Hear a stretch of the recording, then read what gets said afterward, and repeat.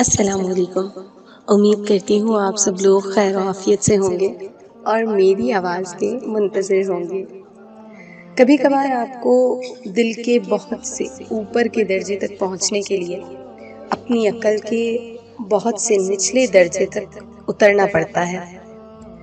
زندگی کیسی بھی دشوار ہو اور حیات کتنی ہی کٹھن ہو، لیکن ایک دن سب تکلیفیں ختم ہو جائیں گی، مگر اطمینان صرف دو چیزوں سے وابستہ ہے۔ ایک یہ کہ آپ اخلاص سے چلتے رہیں کہ کسی سے زیادتی نہ ہو، اور دوسرا آپ یقین رکھیں کہ اللہ رحمان الرحیم ہے۔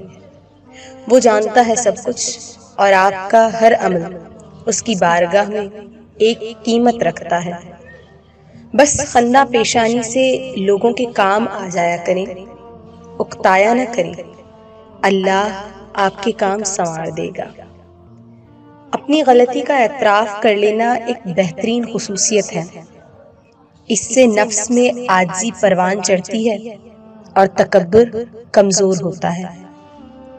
نا امید وہ ہوتے ہیں جن کو یقین نہ ہو، اور جن کو اللہ پاک پر یقین ہوتا ہے وہ کبھی ہار مان کر گرا نہیں کرتے۔ جب آپ اللہ سے رابطہ کرتے ہیں تو اللہ تعالیٰ آپ پر اپنی خصوصی رحمت کرتا ہے اور آپ کو صراط مستقیم کا راستہ دکھاتا ہے، اور اس پر کیسے چلنا ہے اس بارے میں آپ کی رہنمائی فرماتا ہے۔ جو تکلیف تم خود برداشت نہیں کر سکتے وہ کسی دوسرے کو بھی نہ دو۔